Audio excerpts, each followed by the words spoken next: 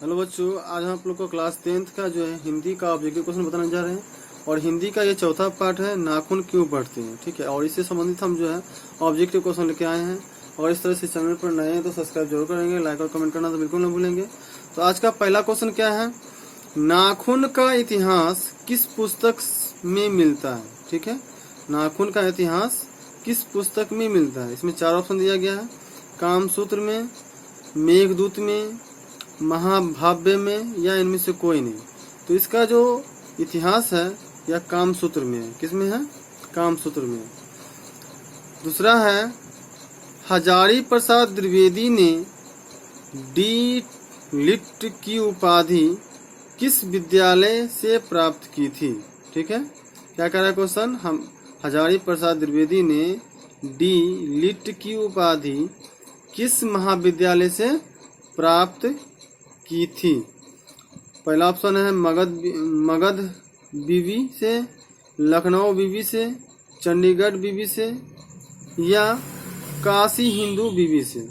इसका आंसर हो जाएगा हमारा लखनऊ बीवी से जो है उनका डी लिट की उपाधि मिली थी। ठीक है, अगला क्वेश्चन है, कहानी में चंद्रकार, त्रिकोण, दंतुल, वर्तुलाकार आकृतियों का संबंध मानव के किस अंग से है। ठीक है, मानव के किस अंग से है, नख से है, मुख से है, नाक से है, या आंख से है। इसका संबंध जो है नख से है, यानी कि नाखून से है। ठीक है, अगला क्वेश्चन है, अलक्तक का अर्थ है। ठीक है, अलक्तक का अर्थ क्या होता है। तेल होता है, आलता होता है, हल्दी होता है, या साबुन होता है। तो अलक्तक का अर्थ होता है अलता। क्या होता है? अलता। अगला क्वेश्चन है, द्विवेदी जी को हिंदी साहित्य अकादमी पुरस्कार किस रचना पर मिला था। ठीक है, क्या कह रहा है क्वेश्चन, द्विवेदी जी को साहित्य अकादमी पुरस्कार किस रचना पर मिला था। अशोक के फूल पर पहला ऑप्शन है, अशोक के पर्व पर दूसरा ऑप्शन, तीसरा ऑप्शन है अनाम दास का पोथा पर, और चौथा ऑप्शन है कल्पलता। ठीक है, इसको जो अकादमी पुरस्कार मिला था ये अशोक पर्व पर मिला था। ठीक है, किस पर मिला था? अशोक पर्व पर। ऑप्शन नंबर बी इसका जो है राइट आंसर होगा। अगला क्वेश्चन है हमारा, प्राचीन मानव का प्रमुख अस्त्र शस्त्र था। ठीक है, प्राचीन मानव का प्रमुख अस्त्र शस्त्र क्या था। दांत था, नाखून था, पैर था, या पत्थर के औजार। तो पुराने समय में जो मानव का जो हथियार था वह नाखून ही था। क्या था? नाखून था। ठीक है, अगला क्वेश्चन है, आर्यों के पास था। ठीक है, आर्यों के पास क्या क्या था, लोहे का अस्त्र, घोड़े, मिट्टी का घर, या इनमें सभी। तो आर्यों के पास जो था ये चारों था। ठीक है, यानी कि लोहे का अस्त्र भी था, घोड़े भी था, मिट्टी का भी घर था, इसलिए इसका ऑप्शन हो जाएगा ऑप्शन नंबर डी, यानी कि चारों। चलिए नेक्स्ट क्वेश्चन है आपका, सब पुराने अच्छे नहीं होते और सब नए खराब नहीं होते, ऐसा किसने कहा था। ठीक है, ऑप्शन 4 दिया गया है इसमें। पहला पतंजलि, दूसरा कालिदास ने, तीसरा वातस ने, या चौथा कबीर ने। तो सब पुराने अच्छे नहीं होते और सब नए खराब नहीं होते, यह जो है कालिदास ने कहे थे। किसने कहे थे? कालिदास ने कहे थे। ऑप्शन नंबर 20 का राइट आंसर होगा। नखधर, अगला क्वेश्चन है, नखधर मनुष्य आज किस पर भरोसा कर रहा है। ठीक है, क्या क्वेश्चन कह रहा है, नखधर मनुष्य आज किस पर भरोसा कर रहा है। ऑप्शन है पहला बंदूक पर, लाठी पर, एटम बम पर, या लोहे के विभिन्न हथियार पर। तो इसका आंसर हो जाएगा एटम बम पर। क्या है?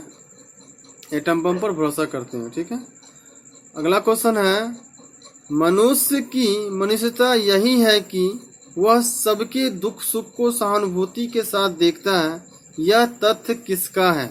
ठीक है, क्वेश्चन को फिर से एक बार मिला लेते हैं।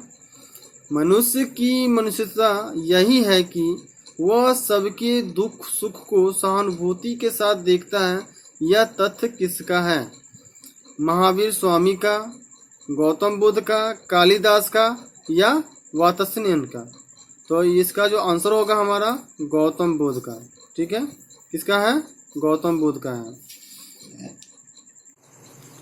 अगला क्वेश्चन है, नाखून क्यों बढ़ते हैं के निबंधकार कौन है?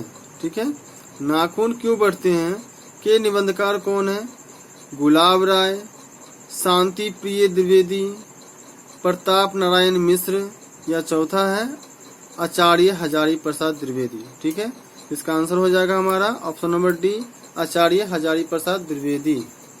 हमारा नेक्स्ट क्वेश्चन है, आचार्य हजारी प्रसाद द्विवेदी जी का साहित्य किस विद्या से लेखन नहीं है? ठीक है, क्वेश्चन फिर से सुन लेते एक बार कि आचार्य हजारी प्रसाद द्विवेदी जी का साहित्य की किस विद्या में लेखन नहीं है? आलोचना में, उपन्यास में, कहानी में या निबंध में? तो इसका जो है कहानी में लेखन नहीं है। ठीक है, इस तरह आते हैं नेक्स्ट क्वेश्चन पर। नेक्स्ट क्वेश्चन है, कौन सी रचना हजारी प्रसाद द्विवेदी की नहीं है? ठीक है, इस चार ऑप्शन में जो कह रहा है कि कौन सी रचना हजारी प्रसाद द्विवेदी की नहीं है। पहला ऑप्शन है अशोक के फूल, माटी की मूर्तें, तीसरा ऑप्शन है वान भट्ट की आत्मकथा और चौथा ऑप्शन है हिंदी साहित्य का आदिकाल। तो ये जो है हजारी प्रसाद द्विवेदी का जिसमें नहीं है, ये है आपका माटी की मूर्तें।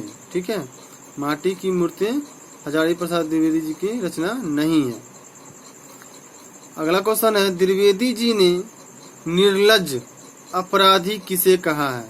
ठीक है, द्विवेदी जी ने निर्लज्ज अपराधी किसे कहा है? ऑप्शन दिया गया इसमें, नाखून को, चोर को, डाकू को या बदमाश को। ये कहानी जो नाखून क्यों बढ़ते हैं, इसमें चोर, डाकू और बदमाश का कहानी इसमें है ही नहीं कहीं पर चर्चा। तो इसमें निर्लज्ज जो कहा जाएगा, किसको कहा जाएगा? नाखून को ही कहा गया है। ठीक है, अगला क्वेश्चन है, कामसूत्र किसकी रचना है? ठीक है, कामसूत्र किसकी रचना है? हजारी प्रसाद द्विवेदी की, पतंजलि की, वात्स्यायन की या रामानुजाचार्य की? तो इसका जो आंसर होगा हमारा ऑप्शन नंबर सी, यानी कि वात्स्यायन की है।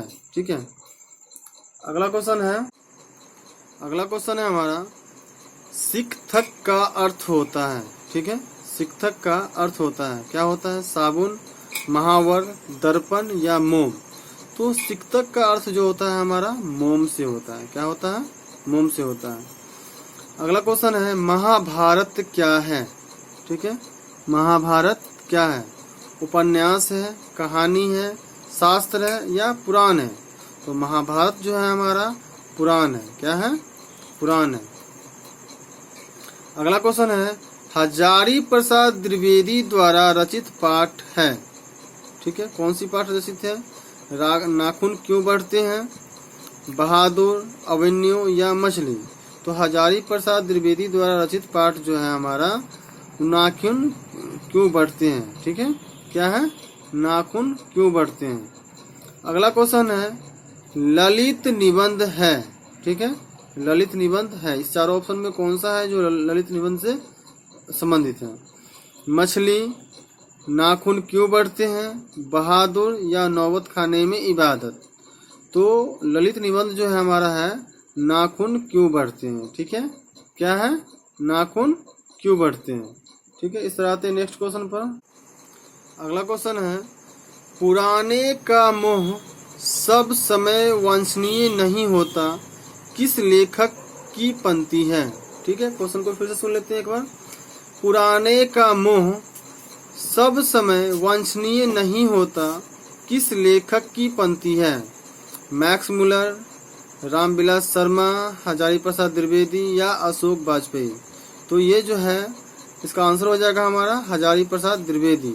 ठीक है, हमारा अगला क्वेश्चन है, प्राचीन काल में दक्षिण भारत के लोग कैसा नाखून रखते थे? ठीक है, क्या क्वेश्चन? प्राचीन काल में दक्षिण भारत के लोग कैसा नाखून रखते थे? छोटे छोटे, बड़े बड़े, मध्यम साइज, इनमें से कोई नहीं। तो प्राचीन काल में जो है दक्षिण भारत के लोग छोटे छोटे नाखून रखते थे। कैसे रखते थे? छोटे छोटे नाखून रखा करते थे। अगला क्वेश्चन है, दधीची की हड्डी से क्या बना है? क्या है अगला क्वेश्चन? दधीची की हड्डी से क्या बना है? ऑप्शन 4 दिया गया इसमें, तलवार, त्रिशूल, इंद्र का वज्र या कुछ भी नहीं। तो दधीची की हड्डी से जो बना है वह है इंद्र का वज्र। क्या है? इंद्र का वज्र। अगला क्वेश्चन है, महावीर प्रसाद द्विवेदी का जन्म कब हुआ था? ठीक है, क्या क्वेश्चन है? महावीर प्रसाद द्विवेदी का जन्म कब हुआ था? 1905 में, 1907 में, 1909 में या 1911 में? तो महावीर प्रसाद द्विवेदी का जो जन्म हुआ था वो 1907 ईस्वी में हुआ था। कब हुआ था? 1907 ईस्वी में हुआ था। अगला क्वेश्चन है, हजारी प्रसाद द्विवेदी का जन्म कब हुआ? ठीक है, हजारी प्रसाद द्विवेदी का जन्म कब हुआ? 1905 में, 1907 में, 1909 में या 1911 में? तो हजारी प्रसाद द्विवेदी का भी जन्म जो है 1907 ही ईस्वी में हुआ था। ठीक है, महावीर प्रसाद द्विवेदी का भी जन्म 1907 में हुआ था और हजारी प्रसाद द्विवेदी का भी जन्म जो है 1907 में ही हुआ था। ठीक है, अगला क्वेश्चन है, हजारी प्रसाद द्विवेदी का जन्म कहाँ हुआ था? ठीक है, अगला क्वेश्चन क्या कर रहा है?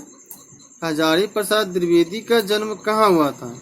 समस्तीपुर बिहार में, छपरा बिहार में, बलिया उत्तर प्रदेश में या इलाहाबाद उत्तर प्रदेश में? ठीक है, तो इसका जन्म जो हुआ था बलिया उत्तर प्रदेश में हुआ था। कहाँ हुआ था? बलिया उत्तर प्रदेश में हुआ था। अगला क्वेश्चन है, कौन मनुष्य का आदर्श नहीं बन सकती? कौन मनुष्य का आदर्श नहीं बन सकती? ऑप्शन 4 दिया गया इसमें, शेर, बंदरिया, भालू या हाथी? इसका ऑप्शन होगा हमारा बंदरिया। मनुष्य का आदर्श नहीं बन सकती। ठीक है, और हमारा नेक्स्ट क्वेश्चन है और लास्ट है, देवताओं का राजा किन्हें संबोधित किया जाता है? ठीक है, क्या कह रहा है क्वेश्चन कि देवताओं का राजा किन्हें संबोधित किया जाता है? महादेव को, विष्णु को, इंद्र को या ब्रह्मा को? तो देवताओं का राजा जो है इंद्र को संबोधित किया जाता है। किसे किया जाता है? इंद्र को। इसी के साथ हम क्वेश्चन को लास्ट करते हैं और इस तरह से चैनल पर नए हैं तो सब्सक्राइब जरूर करेंगे, लाइक और कमेंट करना तो बिल्कुल ना भूलेंगे। और हम फिर मिलते हैं आपसे नेक्स्ट वीडियो के साथ। तब तक के लिए हमारी वीडियो को देखते रहिए। Thank you.